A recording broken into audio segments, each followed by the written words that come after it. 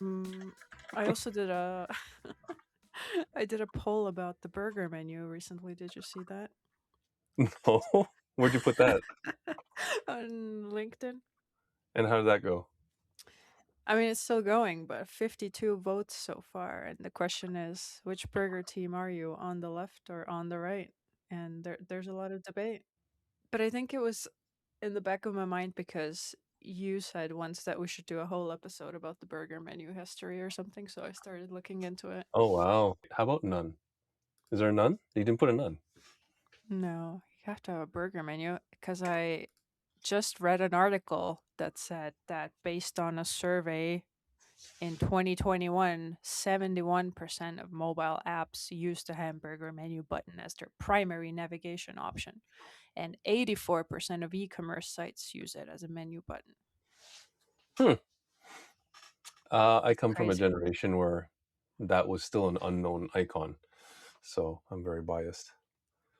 I don't know. But did you know that there's also things called the donor menu and a Yeah, the kebab Donner. menu and Yeah, a the kebab. meatballs menu? Android used to have 3 dots. I had no idea it was called a kebab menu. Yeah, So I'm so it's learning like things today. hamburgers, kebabs. Apparently, meat is very big in UX. You ever see that mystery meat navigation site?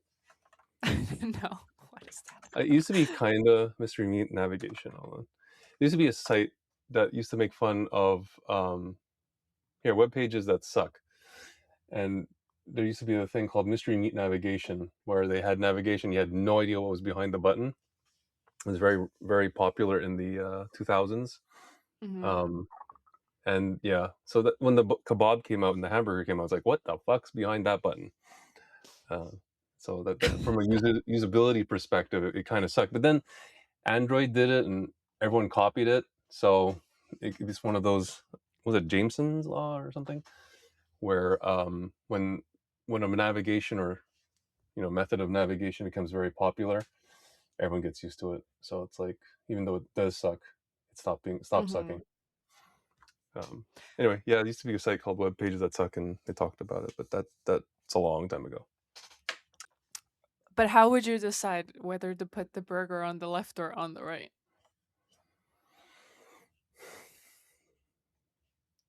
You'd want if it's very used a lot. I assume most people are right-handed, so I put it on the right. If it's something I don't want people to use that often, I put it further away, put it on the left. If assuming right-handed. Yeah, that's my So that's my thing. Is like it probably your preference just depends on if you're right-handed or not, yeah. right? So Because like one person gets screwed yeah, constantly. It's like, oh yeah. because like my phone is so big and like I'm Mm. right-handed, and if the friggin' burger menu is on the left upper corner, I have to like hold my phone with both hands and kind of like navigate there because like I can't, my thumb can't reach it, and that makes me annoyed. Well, phones are too big now anyway. That's true. That's very true. There used to be this thing, 4 inches was the max that you should well, this is a Steve Jobs thing because that's as far as your thumb will go. But now Hmm. it's like not even close to the top, and you have to do a weird hand thing. Yeah, Um, and I have no idea if this is true, but I saw this on Instagram that like human beings are undergoing some kind of new thumb evolution because we use the smartphones so much. Like our thumbs are like way stronger now because you like have to navigate with it so much, and it's like okay, they're growing longer or whatever. And like I 100% believe that because that makes sense to me. and I'm sure that the pinky is also depending on how you hold. You get pinky pain at all? I definitely get pinky No. pain, I but think my whole like wrist just kind of starts hurting because like the phone is so big and heavy when I have to hold it for a long time. I'm seeing a pattern here. Most of your issues because your phones are too big. I know. Like Well, I've been and but there aren't any like smaller iPhones anymore that you can buy that they I don't know. define big. What are you getting? Like, is it like like a tablet? No, it's just like the regular one, Oh, but that's it's still like so oh, big. that looks like mine. It's way too big. You probably have small hands. Maybe. No, that's a you problem then. Damn. Okay. I gotta figure that out. Um, okay, so we still have questions from the community. They don't seem to stop. So I guess we're going to continue Mhm. doing this. And you pulled out. Remind me. I think you pulled out 3 scenarios or questions Yes. from the community. You have recently asked people very politely to put in like a longer explanation of their situation, which I love because then we have more context. But even so, I'm reading through some of them and I'm like, okay, we're gonna have to like invent some backstory here to answer it. But I love the scenarios. So yeah, how do you want to do this? Like I love reading them out and like having you kind of like answer it first because I get scared when I have to answer first. Oh, great. So do I. So we'll go through this together. Okay. Hit me. First one is number 1 actually on the Well, spreadsheet. that's convenient. Hmm. So, scenario is significance within 6 days. There's there's a drop of 8% in conversion rate, and the Okay. use and the use of feature is low and still is visible to all. Interaction is low as well, but constant questions from everyone and higher management regarding the drop is frustrating with no real answers. So, we are dealing with a situation where somebody launched a test and immediately it's tanking and they don't know what to do. So you have significance within 6 days. I guess that's a little bit of a weird one because what's your is that long enough? You can argue if that's enough Mhm. of a calendar thing, seasonality, but let's assume yes. And you have a drop in conversion rate 8%. That sounds bigger than what most people would want. Usage is low. Let's see. Interaction. So the question here is higher management's a little is frustrating them. Yeah. So what I would do here, and I think that's what they're trying to get at with what our well the way we'd approach this is you typically do some sort of root cause analysis, right? So you have your conversion rate, look at your funnel and up upwards, and you figure out what was leading towards that drop, and you just keep going further and further out. And usually, if you're keeping track of all these metrics, you'll see one of these look funny. Typically, you'll see one tank more than others. If you were, you know, if you're a good student and you're monitoring all these trends, you'll see one that goes out of control or out of acceptable range, and you kind of dig into that. And what you tell senior leadership is you've identified one of the root causes, and that you will be exploring that and probably running a follow-up experiment as you try to really find the real root cause. So you kind of wave your hand and run a follow-up, addressing the problem with a guess, and as well at the same time you're digging into the root cause. So you kind of do both ways. So you're going, look, I know about it. I'm taking action now, and I'm trying to find truth. So you got your bases covered. Will they lose confidence in you? Yeah, maybe. Maybe, but hopefully that the test that you ran here was signed off with a few people, or at least socialized a little bit, and folks went, "Yeah, it's a great idea. We're going to develop that for you," or what have you. So you have some allies. Yeah, how would you go about this? I have 3 things to offer on this. First one is make sure you're doing like proper extra QA, that everything is working properly and that it's not just based on some kind of tracking error or Hmm. that something is broken in the back end. Um, then what else? I said 3 things and now I can only think of 2 things. Point the finger Oh at yeah. someone else. Is that one of them? Oh yeah, no, They actually broke just it. like remember that that like every experimentation program will have losers and that's valuable information as well. As long as the Um tests are losers and not the people running the program. yeah. True. And then thirdly, shameless plug, I'm building a tool that helps you analyze your tests. So when your testing tool maybe is not giving you the answers that you need and you need to dig in into extra analytics data, you can use my tool. It's called And how CatSet. Follow me, contact we'll me if we'll, you want to try we'll it. add a link into the description. But how did let's link into that a little bit. This is absolutely we did not prepare this. I didn't know this was coming. So, but I'm legitimately curious. How would that work? Are you like um, your tool must have some sort of concept of how metrics are related, or is it just literally looking for other metrics that have changed at the same time? So just trying So to it's understand based how. on like GA4 and BigQuery. So Yeah. every like metric that you have in your GA4, you can use to analyze the experiment if you're sending the experiment data to Hmm. GA4, basically. Okay. And So you like can like apply those retroactively as well, which you can't do in testing tools, which is like the cool part and useful okay. part for me. So you're basically monitoring, or not necessarily monitoring, but you're looking at a bunch of metrics, um, and you're trying to find a correlation of some sort between your Hmm. change metric and something else.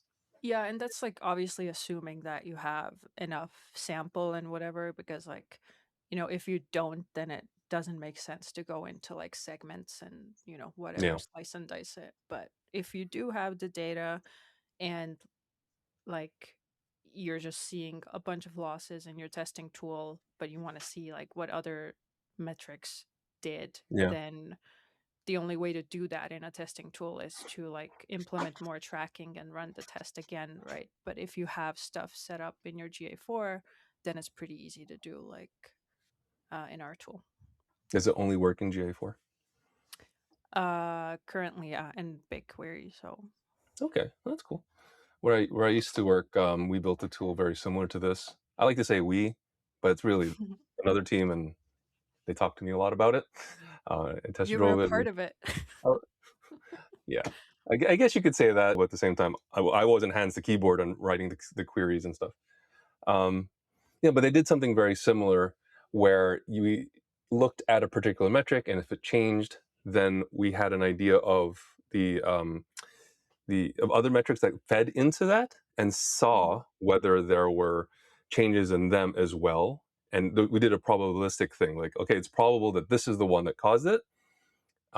Similarly, something to watch out for is time delay, where Mhm. a change in one may result in a change time, a certain amount of time later.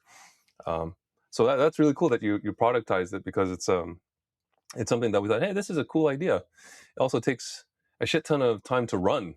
You hit the button and just like crunches forever. So it's pretty cool that you've productized that. Um, okay, yeah, I think that's, I don't know, there's the political side, the math side, root cause, QA.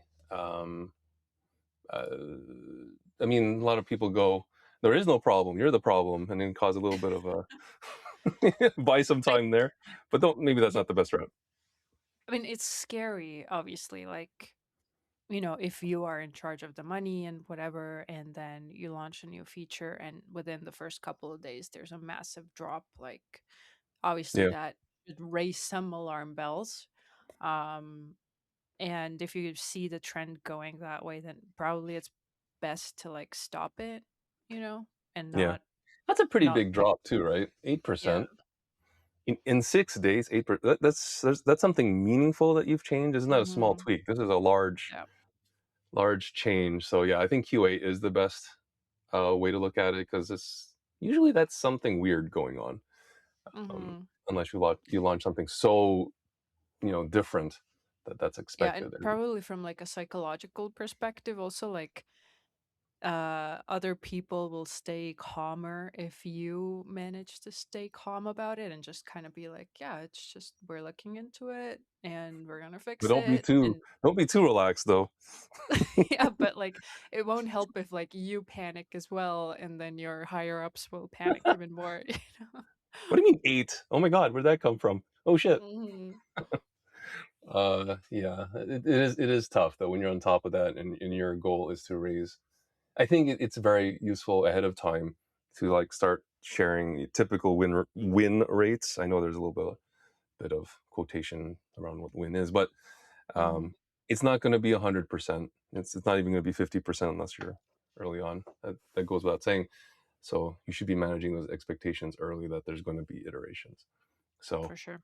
actually, it's true. Usually, when I run a program, I say that there's an iteration time. That if we see something go bad, I usually would have a guardrail metric to catch it before this, Mm-hmm. and you might course correct prior to hitting statistical significance. Um, Uh, can you elaborate on the guardrail metric, or what do you mean by that? oh yeah, for sure. So usually in experimentation, I would have, most people would have, I guess, a primary metric. You have your Mm-hmm. secondary, which is the metrics that lead into the first one. So it's Mm-hmm. kind of like an analysis type metric that you're monitoring. But there's also a guardrail, the metrics that you can't f up. You know, so imagine that your sales can't drop more than 20% in a day. So so that's a Mm-hmm. wild one. But no matter what the test is, like if that happens, you need to pause it and start and look at it again. We used Mm-hmm. to do that in one of my old jobs, where if I'm hurting the business significantly, everything's paused. Um, we rarely had to do that, thankfully. But yeah, you have that before statistical significance or however decision criteria that you use to catch that sort of thing. Sometimes you launch a test with a mistake or an error, which could cause that. So yeah, that's Yeah. what I call it. And there's also, you could have caught it before that with control limits, you can argue, because you have your metric kind of like um, just being normal, and if you see it go out of control, like beyond 2 standard deviations or 1, whatever, then you go, oh, something's weird with this. We gotta investigate sooner. So you kind of have multiple layers of flags that you can set up before that. Mm-hmm. But 6 days is pretty short. So how fast can you go? Yeah. So your Cool. answer is it depends. It depends. It depends. Have better um, kind of like manage expectations, set those guardrails, set those monitors up well before you hit statistical significance, because you could argue they could have caught this earlier. Six Mm-hmm. days is short though. Like, why are you running a test for 6 days? What are you Cool. doing? I think you answered that pretty good. Oh, so did you. And I got to learn something about what's that product called again? Cat's it. Cat. What's that? Where'd you get that name? It means experiments in Estonian.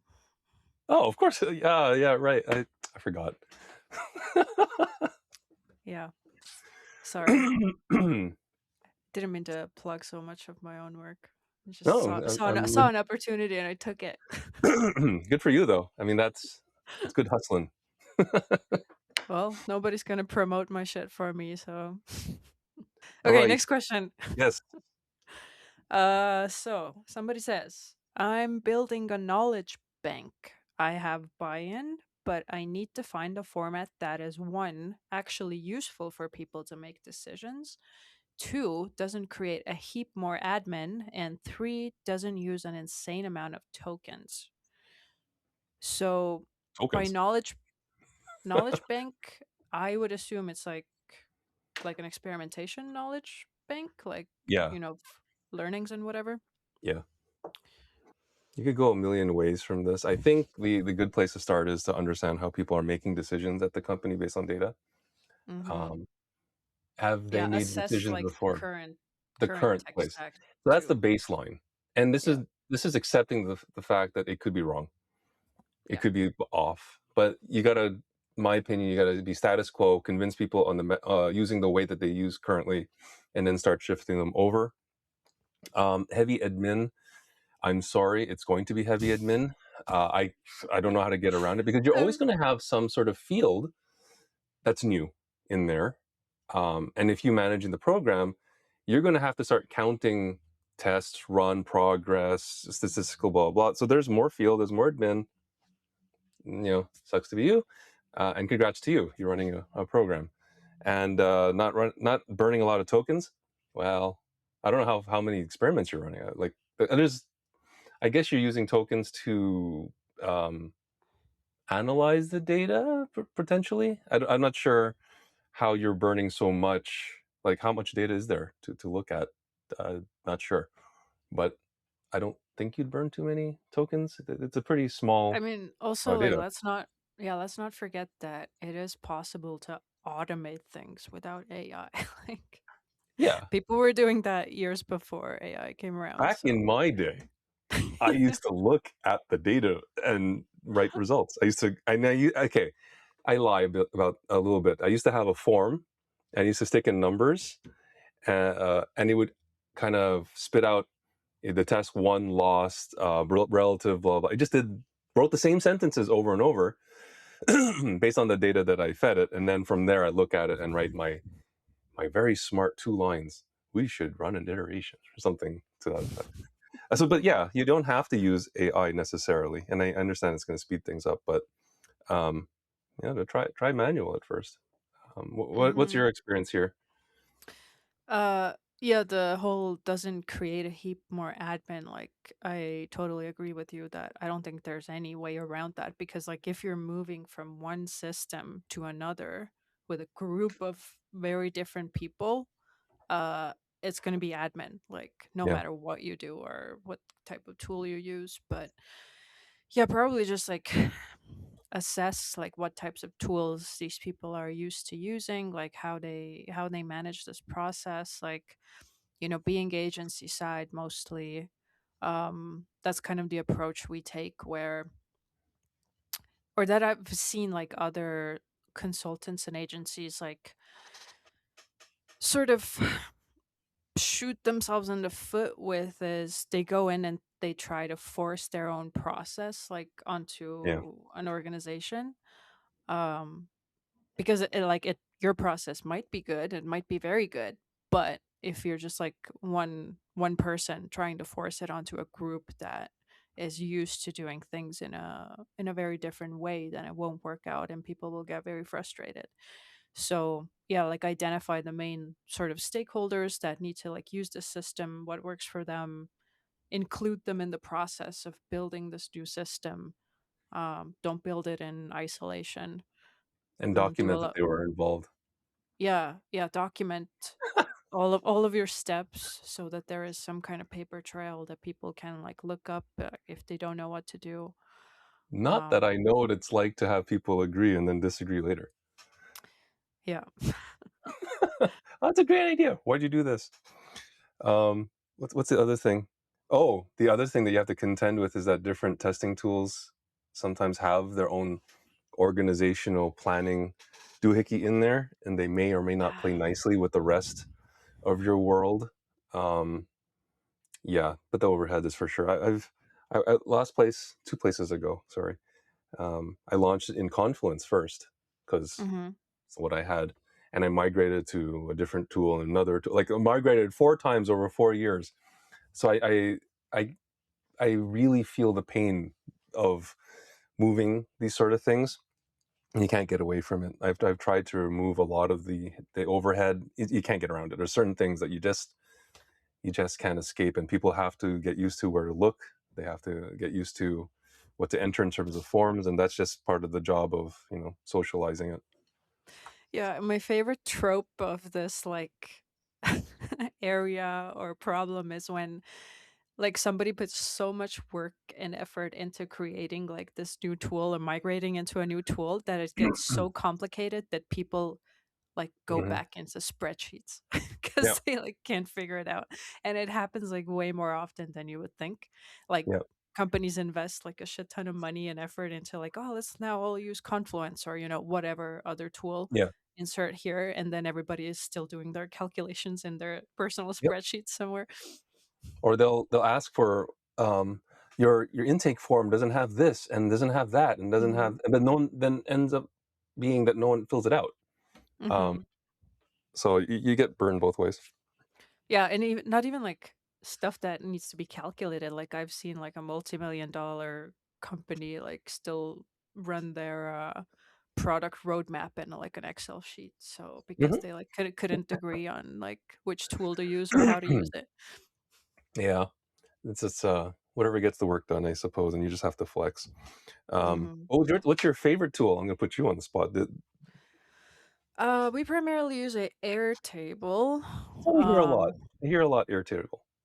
Yeah, it seems to be like the most flexible with the least amount of like annoying Yeah. things. Like it works really well with all the other tools that you want to stitch it together with. Yeah. I don't know. Yeah, it has good pricing, I think, like compared to a lot of other task Yeah. management stuff. Airtable's where we ended up with at a few places, and we explored dedicated planning tools, and it was a kind Mhm. of cool and stuff. But then, if you change anything in the tech stack, it gets really tough. So we were Mhm. using one tool, and then we migrated to another tool, and all the integrations broke. And um, Mm. Airtable is a lot more flexible. Yeah. I don't have any stock in Airtable. I don't care.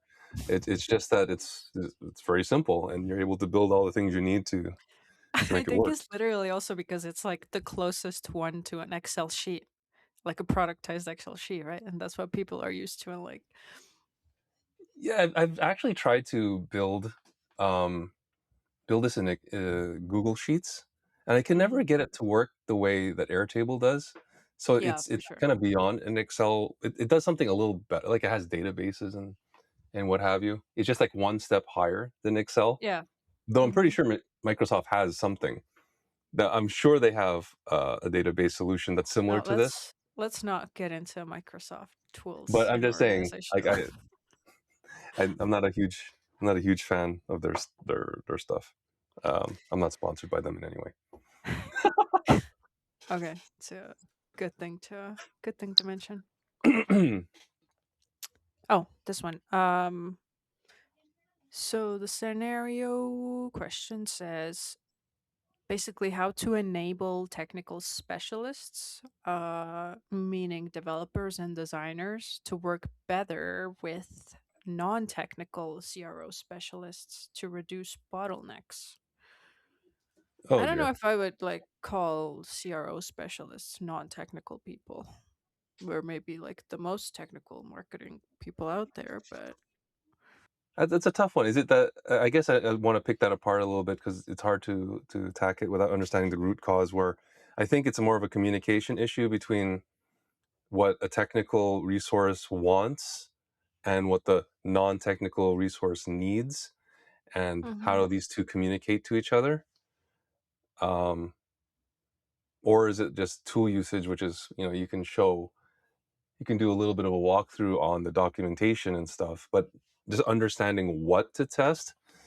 I don't actually have a great solution other than having conversations, talking around wireframes, talking about the user need and what you're trying to test. Um, Maybe I'm misunderstanding the question though. mm. I know I you don't guess know. that I don't know the background of this question either, but yeah, I guess like the first thing that comes to my mind is it's also very different in like an agency setting versus an in-house setting. yeah, Because in a larger agency setting, when you have dedicated like CRO developers and designers, and they are already familiar with the CRO like process, experimentation, how to build these experiments, like, you usually have like a pretty good flow with these people because like that's like yeah, the main thing that you're doing. You're building experiments together. yeah, But once you go in-house and you start to like build an experimentation culture from the ground up, and yeah, these like developers, they might be amazing developers, but if they are not used to like launching experiments and like yeah, doing that type of work, it may cause a lot of friction, and usually does in my experience, because like it's a whole different type of mindset and way of doing things. yeah. I find the one of the best ways to go about this is to test garbage for your first one or two, even Mhm. if it's an AA or copy change, something just very basic, so they could Mhm. go through the motions, see how the Yeah, so that process the goes. stakes are low, right? So Yeah, so you could screw up and, "Oh, no, the button's a little different." So what? mhm. Um, and then you kinda ramp up, but that you're always bringing the same people along, not always bringing new people along, because that gets lost. But yeah, doing those early repetitions is really useful. Keeping them in the loop in all the communication is also very useful. Um, Showing them all the technical resources is useful. If you have a vendor, connecting them with the vendor is also good. So if they have deeper technical questions, that they could go there, because CRO not that technical. Um, No, well, I mean, it's a spectrum. Mm-hmm. Um, yeah, that's I don't know. I've always worked with devs. I never had a hard time, but maybe it's because I'm just used to speaking to them. Mm-hmm. Um, it's really helpful if you know how the site is built, at least at a rough level, like what platforms are using, what tech stacks are they using, Mm-hmm. and just respecting that they know how to deliver the code to production in a safe way. I think Mm-hmm. that's something to be called out, that you want to make sure that they feel like they're the expert too, Mm-hmm. instead of you just throwing things over a fence. Mm-hmm. Yeah, the other thing with developers that I see is if they're not used to like the experimentation process or, launching tests, they tend to see it as like, a waste of time, Yeah, because like the test might lose and then they put in all this effort of coding this up and it's not even going to get implemented or anything. I think that's a tough one to get over, though. Over and over and over, devs really hate the idea of this is throwaway code. This is a waste of Mhm. time. It's kind of like it's a mindset that you have to slowly work at. That this is on the path to performing code or performing experience. You have to make mistakes, step the wrong way, and yeah, some of it's going to be thrown away. But we're going to do it in a way that you're throwing away as little as possible, rather than destroying everything and having to roll back. Mhm. Which you can argue is a much worse experience. This is at least 50-50. Only half the world you've destroyed. Mhm. Um, but yeah, it's from junior to senior. It seems to be a challenge sometimes with developers to get them there. But maybe it's different with the newer developers. But at least the older ones, it's a bit tough. Mhm.